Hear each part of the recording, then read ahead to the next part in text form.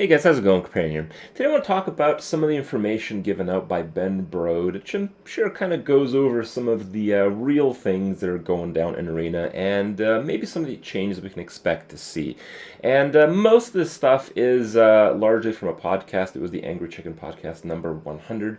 If you guys want to see that, if you guys want to see some of the info that I kind of going to talk about here. I did do as much research as I could on the topic, which includes seeing the opinions of a lot of other people. And because I'm a little bit late on the issue because I was at PAX in the last week, some people have already voiced their opinions. So I'll leave you guys some links below if you guys want to see some similar opinions, some differences, some more in-depth analysis of what's going on in regards to what Ben Brode said about the things going on in Arena.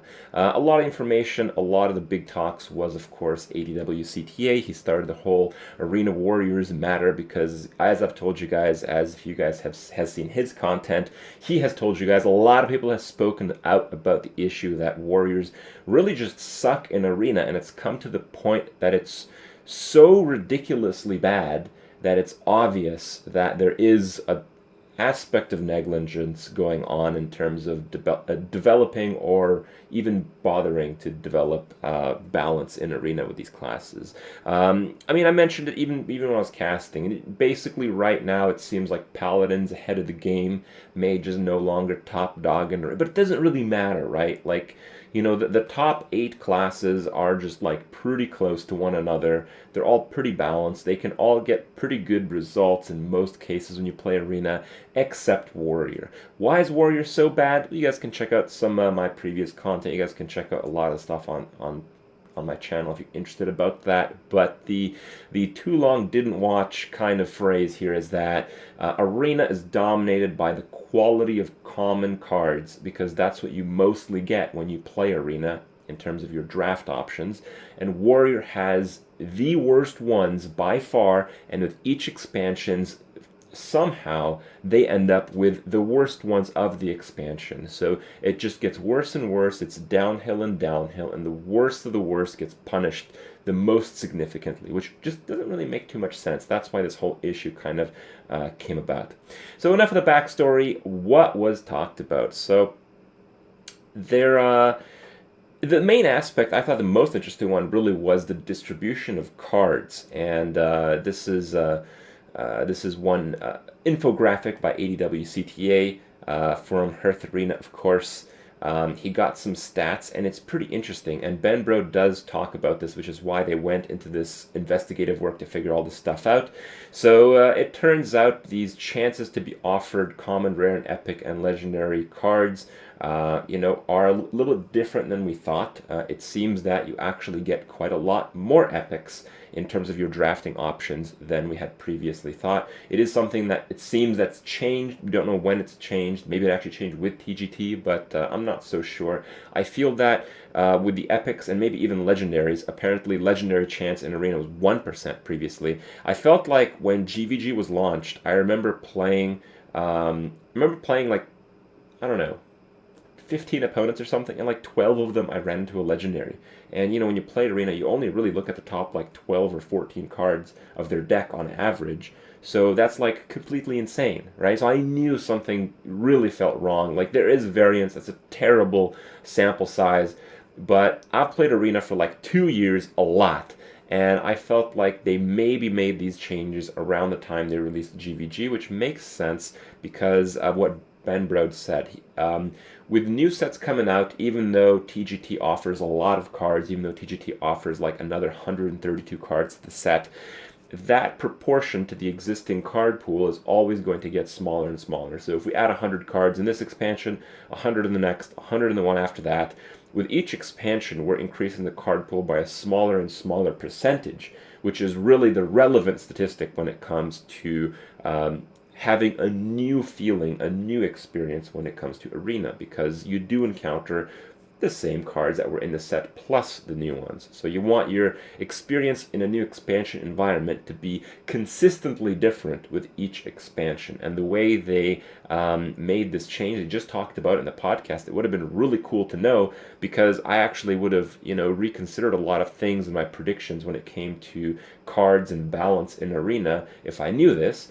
The TGT cards have a 25% increased likelihood to be seen in your Arena drafts.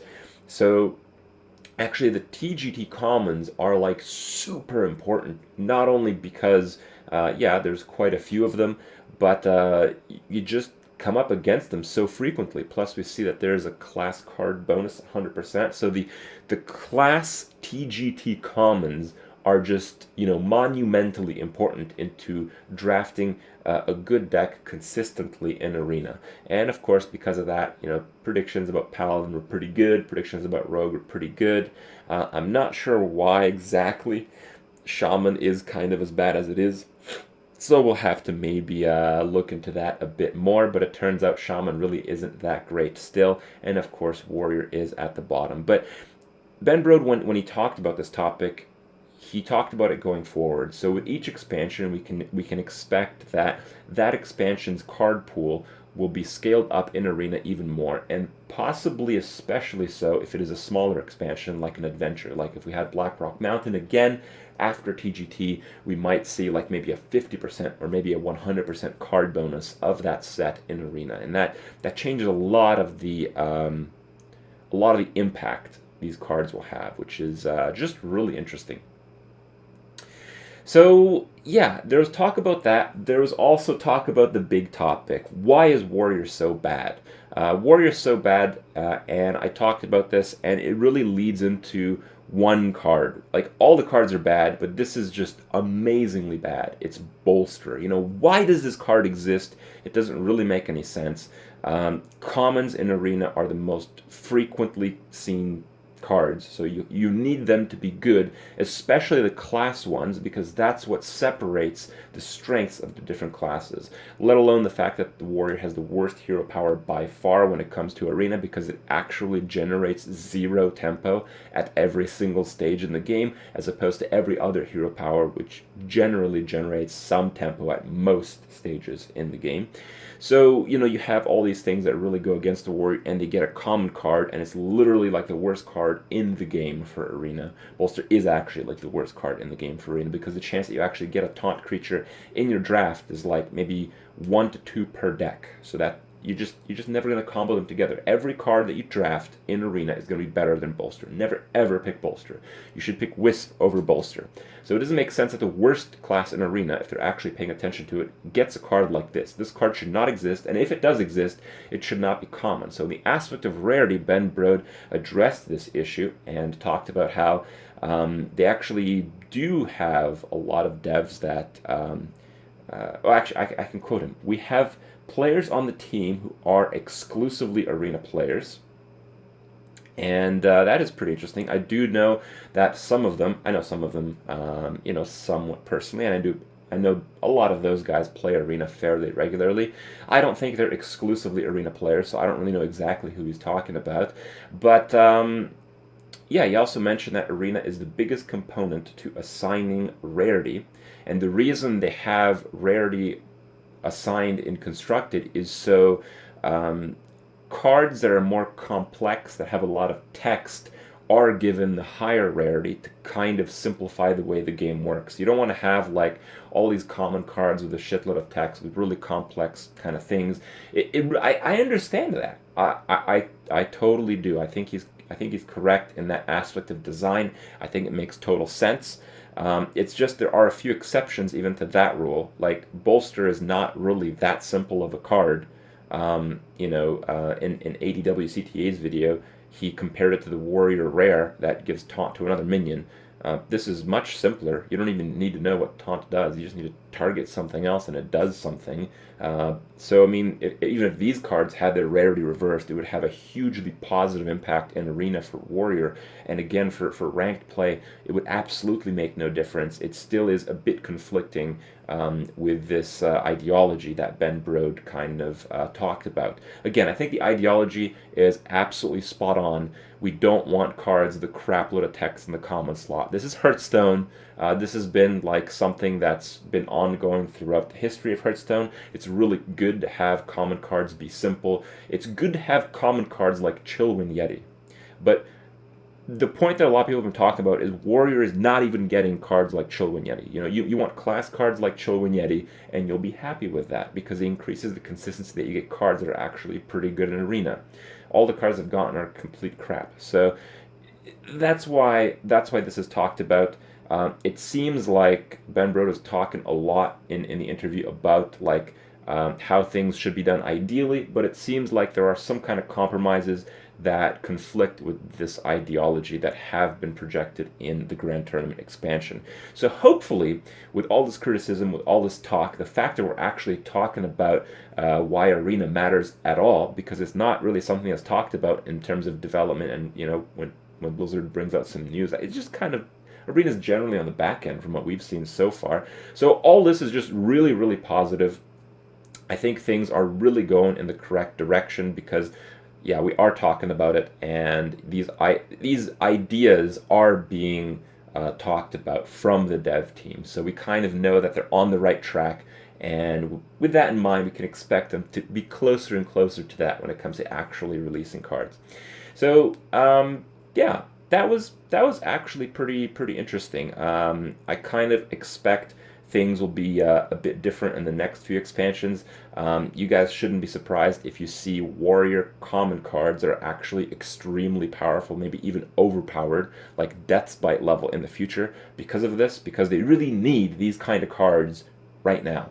And you won't get them for an expansion because, this kind of talk started after most of the TGT cards were announced. So, the community effort to make these changes, to put this pressure on the dev team, really just hasn't started in time for it to make a significant impact in TGT. And that's why we're seeing it just now. The other main aspect that he talked about is the reward structure. So, Brode wants the collection to matter in Arena. He says, we want Arena players to care about ranked.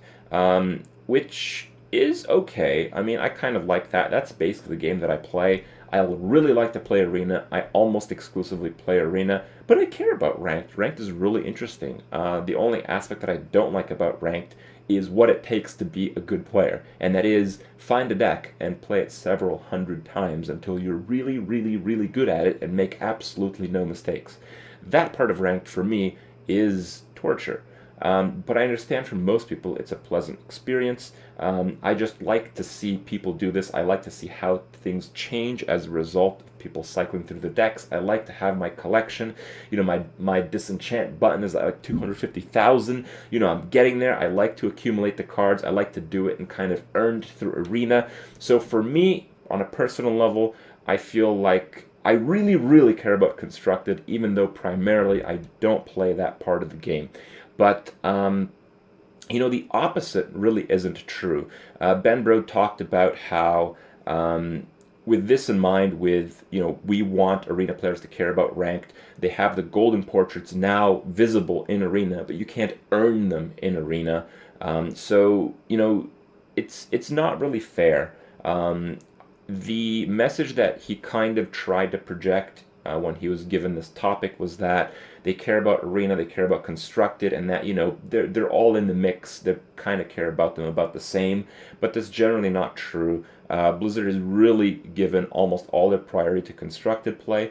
I think there is some justification to that because Constructed requires so much more balance, so much more fine-tuning, all that kind of stuff. In Arena, you can have imbalanced stuff. You just put an epic tag, you put a legendary tag on it. It doesn't really matter. It's really easy to balance because of how really great the drafting process is in card games. But the outrage really is that we don't have something highlighting the opposite. We don't have for every for every 100 wins in an arena, you get like, like an alternate art for your hero or hero power for ranked play, or like a super golden portrait for like 500 wins for a class in an arena, which is harder, by the way. It's harder to get a win in arena because, well, the games last a lot longer. So yeah, having like 1,000 wins in constructed versus 1,000 wins in arena, it's actually like going to take a lot more time to do that in arena. And I think for most players, on average, it would actually cost them more. So it's not really totally balanced, but the main impression that we got is that Blizzard is really going to try to make an effort to push arena in the right direction in the future, because they said that all this stuff is true even though it isn't exactly right now, but they wouldn't say it if they wouldn't abide by it in their efforts in the future. So it seems like great things are coming for arena. It seems like Blizzard will pay much more attention to the rarity distribution of the cards, especially the rarity distribution of the class cards, as that is really what dictates the balance in arena. And it's really good to see that they have already made a few efforts to try to make arena a more interesting, more different experience as the expansions roll out. So they've made some really big changes, even though it really just takes an interview. It takes until now to really realize what's going on. But finally, I actually, after seeing the interview, after seeing this portion of the talk about arena, I feel good that this system is in the hands of the devs. I feel like they will do a good job. I feel like a refreshing sense of optimism. So hopefully I won't be let down in the next expansion. But I really think I won't. I think good things really are coming for arena and arena balance. But still, I still feel that arena is a self-balancing type of system, that it requires so little balance that even in the pretty broken state that we have it right now, it's still pretty balanced. It's still a lot of fun. It's still great to play. So that's where we're at. Hope you guys enjoyed my talk. Check out the other cool links, and I'll see you guys tomorrow.